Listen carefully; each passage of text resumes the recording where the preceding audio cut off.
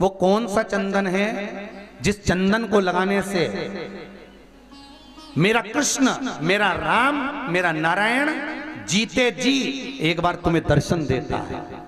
कौन सा चंदन? बोलो, जम के बोलो। गोपी चंदन।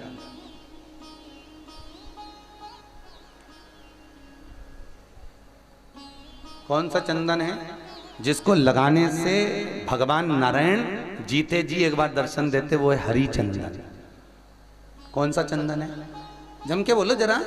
हरि चंदन। हरि चंदन कैसे बनाया जाता है?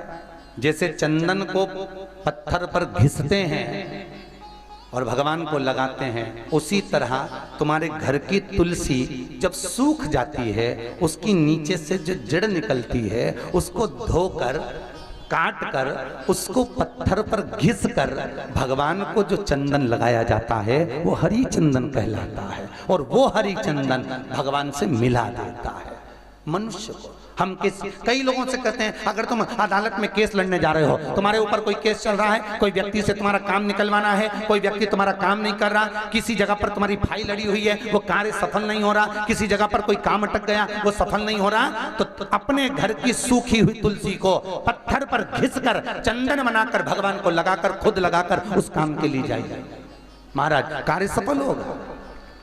कितना सुंदर लिखा है गर्ग संहिता में, स्कंद पुराण में, कि आप कोई बड़े एग्जाम में बैठ रहे हो, पास नहीं हो रहा है, सीए की परीक्षा दे रहे हो, कोई बड़ी परीक्षा दे रहे हो, नहीं हो रहा है, तो तुलसी की एक पतली सी लकड़ी लो, उस लकड़ी, सूखी हुई तुलसा की लकड़ी, सूखी तुलसा की लकड़ी लो, उसको घी में भिगो के एक दिए के अंदर रख दो, उसमें घी भर दो और उस लकड़ी में आग लगा दो, जैसे दिया लगाते हो, उसका दीप जलाकर भगवान के सामने दिया लगाकर, उस लकड़ी का दिया लगाकर फिर काम के लिए परीक्षा में जाकर बैठो, कभी फेल नहीं हो सकते, उत्तीर्ण ही हो, कभी फेल नहीं हो सकते।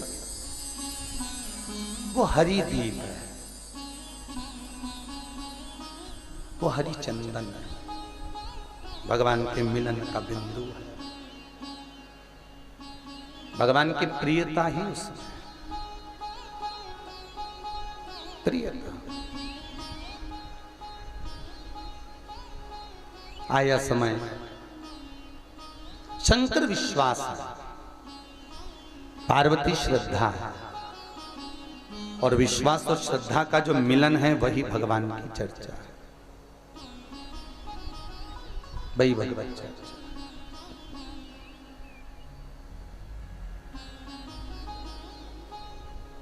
भगवान से केवल एक मिलन की आस हो महाराज, मिलन की।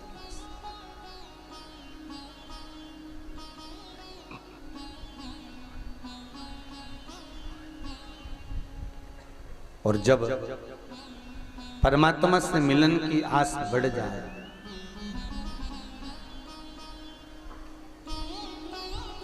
तब जीवन सार्थक हो जाए।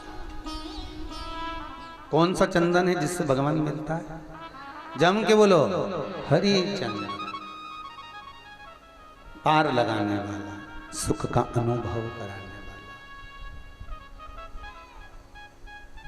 कुछ नहीं घटेगा, गले में तुलसी की माला रहेगी तो यमराज भी छोड़कर चले जाएगा, कहेगा ये भगवान के गण है भैया, भगवान ही जाने इनको।